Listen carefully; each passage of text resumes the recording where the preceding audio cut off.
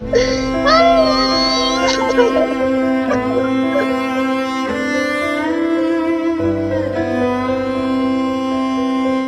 ভুল সিদ্ধান্ত কেবল নিজেরই নয়, বরং পরিবারের জন্য বয়ে আনে সীমাহীন শোক আর অবিরাম দুঃখ, হাহাকার। ঠিক তেমনি মাদারীপুরের এক যুবকের ভুল সিদ্ধান্তের বলি কেবল তিনিই নন, বরং তার পরিবারও হয়েছে। পরিবারকে আরো সচ্ছল করতে তিনি দুবাই গেছেন বলে জানে তার পরিবার, কিন্তু খবর এলো তিনি দুবাইয়ে যাননি, বরং পাকিস্তানি সেনা অভিযানে মারা গেছেন। হতভম্ব পরিবার যেন কিছুই বুঝতে পারছে না যে হঠাৎ তাদের আদরের সন্তান দুবাইয়ে না গিয়ে পাকিস্তানে কেন গিয়েছিলেন, আর এর নেপথ্যে কি বা কারণ। এবার সেই চাঞ্চল্যকর ঘটনা প্রকাশ্যে এসেছে, আর তার পরিবারকে মুখোমুখি হতে হয়েছে সেই হৃদয় বিদারক সত্যের। পাকিস্তানি সেনা অভিযানে নিহত হয়েছেন মাদারীপুরের বছর 22-এর তরুণ ফয়সাল হোসেন। নিষিদ্ধ সংগঠন তেহরিক ই তালেবান টিটিপিতে যোগ দেয়া এই যুবকের মৃত্যুতে তার গ্রামের বাড়ি কালিকাপুর ইউনিয়নের ছোট দুধখালিতে নেমে এসেছে শোকের ছায়া।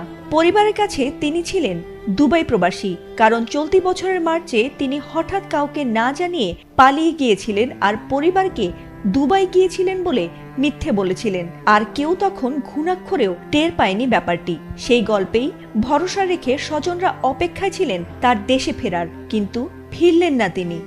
অবশেষে ফিরল তার অনাকাঙ্ক্ষিত মৃত্যু সংবাদ। গত শুক্রবার রাতে পাকিস্তানের খাইবার পাখতুনখোয়া প্রদেশের কারাক জেলায় সেনা অভিযানে 17 টিটিপি সদস্য নিহত হয়, আর তাদের মধ্যে ছিলেন হতভাগ্য ফয়সালও। খবরটি প্রকাশ্যে আসতেই রোববার দুপুরে তার বড় ভাই আরমান মোড়ল বিষয়টি নিশ্চিত হন, আর সোমবার সকালে মাদারীপুরের বাড়িতে পৌঁছায় সেই শোকের খবর। মা চায়না বেগম তখনও জানতেন না যে এলএমই সার্টিফাইড বিশ্বসেরা কপারে তৈরি ওয়ালটন কেবলস, যা আপনার স্থাপনাকে রাখবে সব সময় নিরাপদ।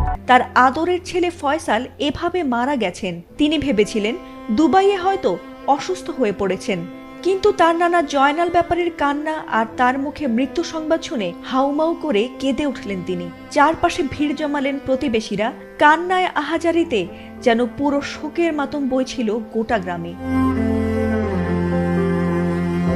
পরিবার সূত্রে জানা গেছে, ঢাকার একটি স্কুলে 10ম শ্রেণী পর্যন্ত পড়াশোনা করা ফয়সাল আগে মসজিদের সামনে তসবিহ, আতর আর টুপি বিক্রি করতেন। পরে পরিবারকে না জানিয়েই নিখোঁজ হয়ে যান বিদেশ যাওয়ার অজুহাতে।